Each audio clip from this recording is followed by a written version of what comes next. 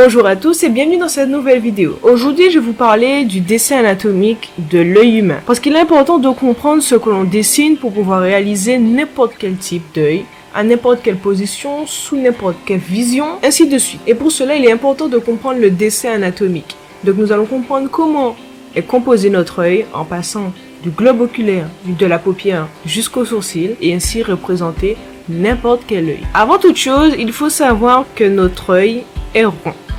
Même si ça ressemble à une sorte d'amande sur les dessins ou sur les photos, notre œil est un globe oculaire. C'est une sphère. Vous allez ensuite comprendre comment s'agencent le reste des composants de l'œil, comme la paupière, l'iris ou encore les sourcils. Pour ce faire, je vais dessiner 3 cercles et à l'intérieur, je vais placer une axe horizontale et une axe verticale. Puis, à 2 tiers du centre, je réalise une petite marque qui représente 1/3 de chaque segment. Maintenant, je vais commencer par l'œil vu de face. Et pour ce faire, je vais d'abord me servir des repères pour dessiner la pupille.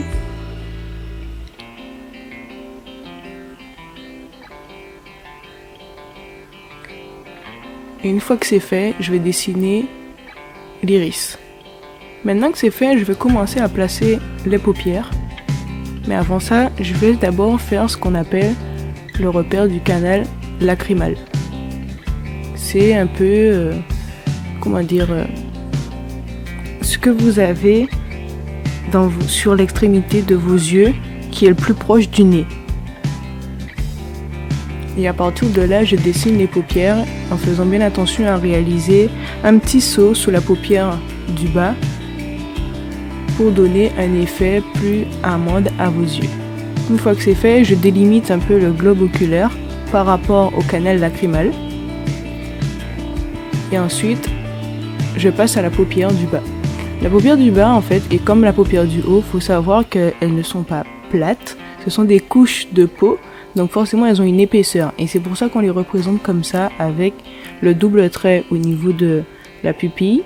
Ce qui donne un peu un effet balcon. Essayez de vous dire que la paupière du haut et du bas possèdent un balcon, ce qui représente un peu leur épaisseur. Ensuite, je délimite la paupière du haut avec la moitié du trait vertical du haut.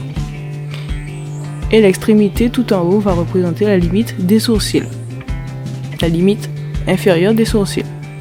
La zone que je viens de dessiner est un peu foncée puisqu'en fait, elle est dans le creux, entre le creux de l'œil et le creux du nez. Et au-dessus de la paupière du haut, à l'extrémité de l'autre côté, nous avons une petite couche de graisse qui est plus épaisse que le reste de la paupière. Et du coup, va avoir plus de contact avec la lumière que le reste de la paupière du haut. Et en bas, bien sûr, je délimite le reste de la paupière. Voilà, maintenant que c'est fait, on va passer à la vue de 3/4 de l'œil. Dans ma précédente vidéo, je vous avais montré comment j'avais dessiné mon œil de 3/4 et là je vais vous montrer comment dessiner un œil dans les proportions idéales. Pour ce faire, on dessine bien sûr la pupille, l'iris.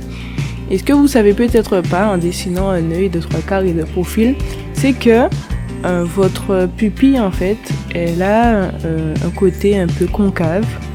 Elle n'est pas plate en fait, ni bombée, alors que par-dessus on a ce qu'on appelle une sorte de protection transparente qu'on appelle la cornée et qui en fait, elle, est convexe. Donc c'est ce que j'ai représenté par-dessus la pupille. Je représente le canal lacrymal comme tout à l'heure. Et bien sûr la paupière qui va avoir en fait une sorte de petit chapeau par-dessus et qui du coup va créer une ombre en dessous d'elle. J'oublie pas bien sûr les petits balcons pour chacune des paupières, la paupière du bas ainsi que la paupière du haut. Et une fois que c'est fait, je me sers du globe oculaire pour délimiter mes paupières en fait.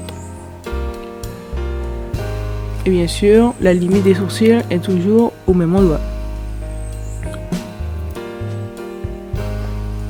Pour ce qui est de la vue de profil, je vais me servir de la vue de 3/4. Et en fait, je vais représenter l'iris qui, elle, ne touche pas en fait l'extrémité ou les contours du cercle.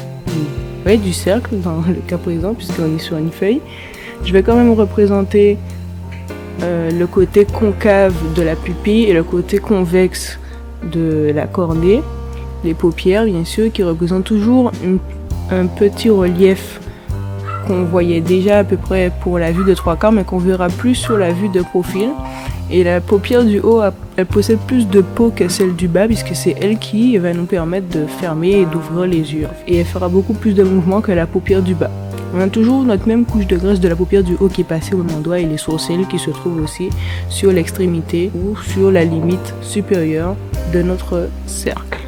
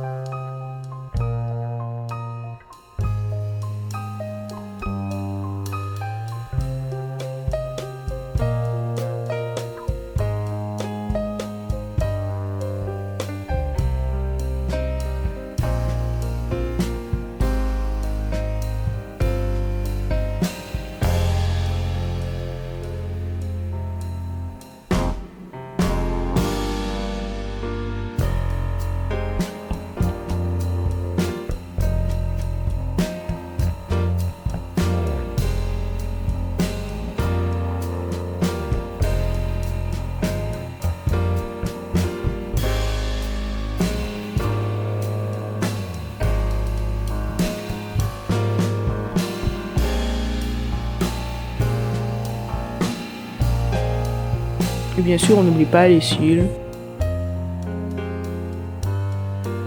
J'espère que vous avez aimé cette vidéo. Si c'est le cas, n'hésitez pas à la liker et à vous abonner pour ne pas manquer les prochaines vidéos qui sortiront sur cette chaîne. Sur ce, je vous dis à la prochaine et surtout n'oubliez pas, le dessin, c'est la base de tout.